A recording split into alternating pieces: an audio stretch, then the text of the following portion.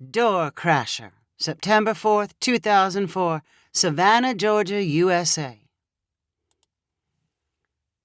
Martina loved almost everything about her new town home. She shared one wall with a quiet neighbor, and unlike her old apartment, had no one above or below her. Her one complaint was the frequent visits by door-to-door salespeople and fundraisers. Her street was an easy target because tightly packed homes lined both sides. Solicitors did not need to walk very far to reach lots of people in a short amount of time. Some people have no problem turning away people at their door. Not Martina. Whenever she saw a face, any face, standing in front of her with pleading eyes, her heart melted. She admired their courage and felt sorry when they were outdoors in the muggy heat. She hated to see them disappointed and ended up buying plenty of stuff she did not need. In the 3 months since moving into her townhome, she helped kids on sports teams and school bands and ended up with countless cookies, flavored popcorns, and expensive fruits. She bought glass jars, candles, and wrapping paper from people who looked down on their luck and needed a boost. A wannabe writer showed up with copies of his self-published novel. Martina was his first sale. She even bought a cup of water from neighborhood kids pulling around a pitcher in their wagon. "I'm a sucker. I just can't say no," Martina complained to one of her work friends. "You should get a Ring doorbell," her friend replied. "Then you can see who's outside and ignore them if it's no one you know."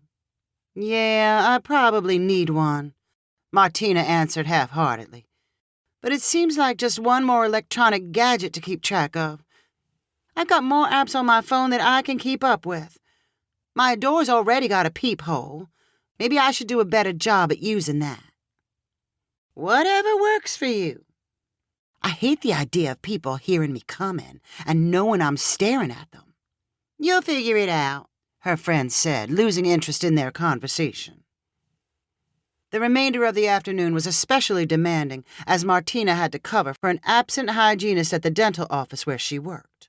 She returned home hungry and exhausted. She craved a well-cooked meal but had no motivation to prepare it herself or drive to a restaurant and eat alone. She decided to indulge by having food delivered. Martina used her phone to scan the menu for a nearby place with good Italian food. She selected chicken parmesan and breadsticks and chose the delivery option through DoorDash. She kicked off her shoes, dropped onto her couch, and kept one eye on phone updates showing when her food would be ready and picked up by her DoorDasher. Martina's driver looked to be a few minutes away from her house when the doorbell rang. She automatically stood up and shuffled to the door, assuming her food had arrived and there was a delay between the driver's actual location and what appeared on her phone. She made no attempt to be quiet, but as she reached for the doorknob, she remembered her plan to use her peephole to check on visitors. She leaned her head forward, closed one eye, and used the other to scan her porch. Instead of a DoorDasher holding a bag of food, she saw a guy wearing wire-frame glasses and staring back at her. The peephole's fisheye lens exaggerated the visitor's features, making his nose enormous. Martina did not get a complete picture because she only dared look for a second, but she saw that he had a beard and stringy hair and was dragging around 2 rolling cases. Martina immediately recognized that he was hoping to sell her something. She ducked below the peephole and held her breath to remain as quiet as possible. The doorbell rang again, but Martina did not move. Then she slowly sunk down so that she was sitting on the ground with her ear against the door. "If I don't make a sound, he'll give up and go away," she said to herself. Martina heard the salesman rustling around on the other side of the door. He opened and shut one of his cases. "Oh, he knows I'm in here," Martina thought. "He must have seen me looking through the peephole. How long is he willing to stand there?" Martina was on the verge of quietly crawling away from the door when she remembered the DoorDasher and her food. A few seconds later, She heard a car pull up and its door slam shut. Then she heard a muffled conversation begin on her porch. "Do you live here?" a man's voice asked. "No, I'm just delivering," a female voice answered. "I've got some great stuff I'm selling today at a discount. Hats, shirts, gold chains. I've got some finished paintings, or if you want, I can paint something for you right now. I also take donations." "Okay, well, I don't have a lot of money. I'm just here to deliver food. Why don't you ask whoever lives here?" The doorbell rang. "I already tried the bell," the man's voice said. "They aren't answering." "I'm not waiting. I'm leaving the bag of food on the porch, and I hope someone gets it." Martina heard shuffling outside, and then the sound of a car starting up and driving away. "What do I do now?" she asked herself. "My food is out there getting cold, but the salesman's out there too." She decided it would be too embarrassing to open the door with him watching. She would simply wait until he left. He could not stand there all night, could he? As she sat with her ear pressed against the door, Martina began to worry that the salesman might take her food. If he thought no one was home, no one would be there to stop him. And if he did think someone was home, maybe he would eat her food out of spite because she was ignoring him. She could practically taste the delicious chicken parmesan sitting right outside the door like bait in a trap. "Leave already!"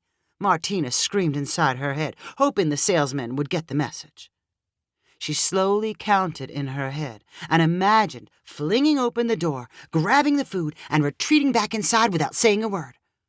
But she could not convince herself to move. She stayed still and listened.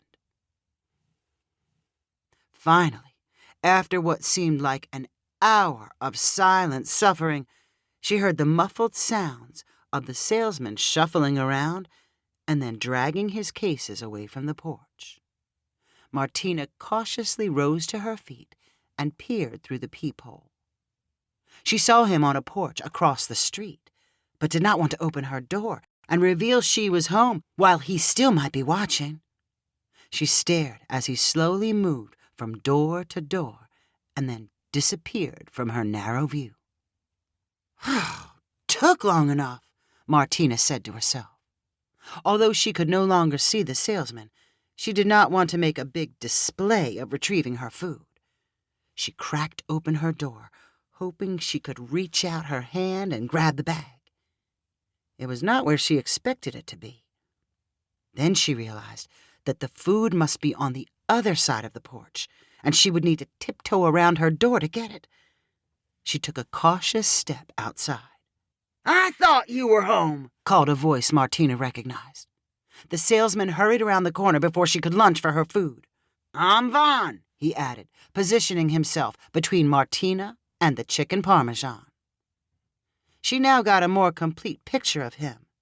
He appeared to be in his mid-20s and wore cowboy boots, jeans, and a green T-shirt featuring a drawing of 3 birds. A caption over the birds read, "Mom, Dad, and me." His fingers were covered in silver rings. "I've got some fantastic stuff for you today," Vaughn said quickly. He repeated the list shared with the DoorDasher and assured Martina that he also accepted donations. Then he opened up one of his cases and showed her a few small paintings best described as colorful abstracts.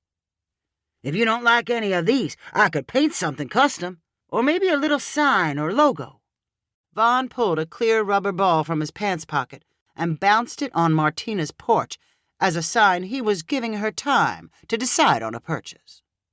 Her glance shifted between the bouncing ball, the bright paintings, and her food resting on the ground.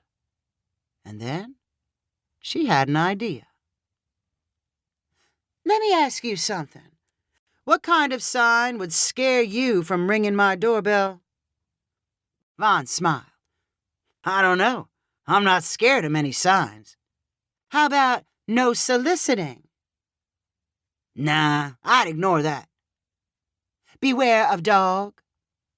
"I like dogs." Then Vaughn grew thoughtful. If the sign said something about not being able to communicate, like they spoke a different language, that would probably stop me. It was Martina's turn to smile. How much for a custom sign I could hang on my door? They negotiated for $20. While Vaughn pulled out a brush and painted, Martina decided on a language she thought very few people would speak. Vaughn finished the sign and walked away, looking satisfied. Martina finally got to eat her dinner, after which she hung up Vaughn's creation on her door's existing hook. She hoped the $20 she spent would save her much more in the future. From then on, arriving visitors were met with this message: "If you want to talk with me, you must speak Estonian."